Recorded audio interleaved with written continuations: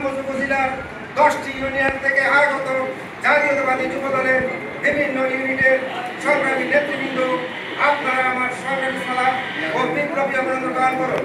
সংগ্রামী নেতৃবৃন্দ, আমাদের মাঝে উপস্থিত রয়েছেন লক্ষ্মীপুর জেলা যুবদলের সংগ্রামী সদস্য সাবেক ছাত্র নেতা জনাব আবুল বাশার ছোট ভাই।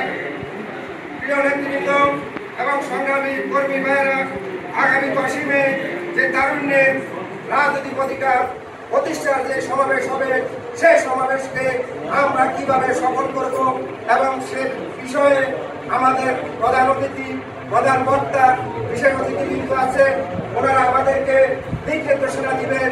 আমরা সেই অনুযায়ী কাজ করব, কারণ আমাদেরকে বিগত দিনেও আমরা বিগত দেশবাসীর সরে আছি।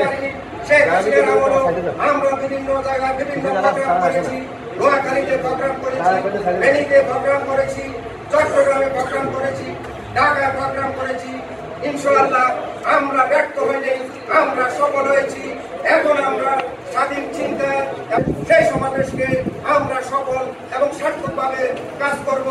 এবং বিশেষ করে বিগত দিনে আমরা যত সভা সমাবেশ হয়েছে আমরা সেখানে গিয়েছি, কিন্তু আমরা ঘোরাফেরা করে আবার চলে এসেছি।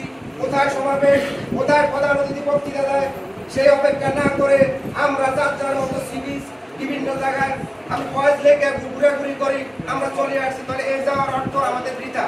আমাদেরকে দায়িত্ব নিতে হবে, সবাই দায়িত্ব পালন করতে হবে। সভা যে পর্যন্ত শেষ না হবে সেই পর্যন্ত আমরা অবস্থান করব এবং আমাদের জেলা দলের নেতৃবৃন্দ যেভাবে নির্দেশ দিবে, যেভাবে স্পোর্ট দিবে, আমরা সেখানে অবস্থান করব। কি খাইলাম, কি দিলাম সেটা বড় কথা না। আমরা খালেদা জিয়ার কর্মী, তারেক রহমানের কর্মী, শহীদ রাষ্ট্রপতি জিয়া রহমানের কর্মী। এই আশা প্রত্যাশা রেখে আমি আমার উদ্বোধনী বক্তৃতা এখানে শেষ করছি। আল্লাহ হাফেজ।